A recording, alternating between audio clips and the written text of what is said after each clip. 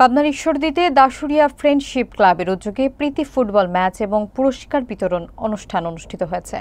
রাজশাহী মহানগর অরিয়ন্স একাদশ দাশুরিয়া দলকে 1-0 গোলে হারিয়ে শিরোপা জয় করে।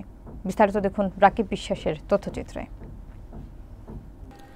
ঈশ্বরদী দাশুরিয়া মোকাররম মেমোরিয়াল উচ্চ বিদ্যালয় মাঠে রবিবার বিকেলে প্রীতি ফুটবল ম্যাচ অনুষ্ঠিত হয়।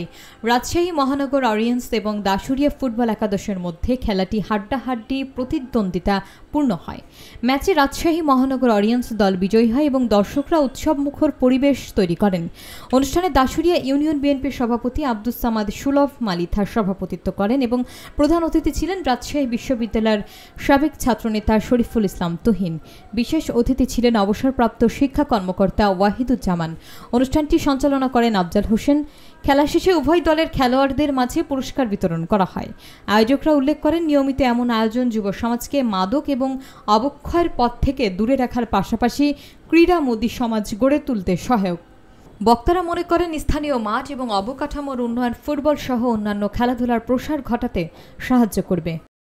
আমি এই স্কুলের একজন প্রাক্তন শিক্ষার্থী হিসাবে অত্যন্ত গর্ব করে আজকে এই মাঠ থেকে বিদায় নিচ্ছি।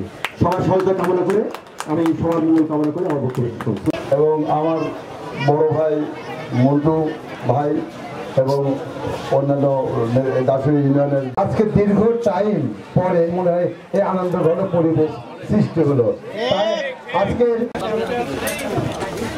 চ্যাম্পিয়ন দলের খেলোয়াড়দের প্রধান অতিথি বিশেষ অতিথি চ্যাম্পিয়ন ট্রফি সজীবকে ম্যান অফ দ্য ম্যাচ আজকে খেলা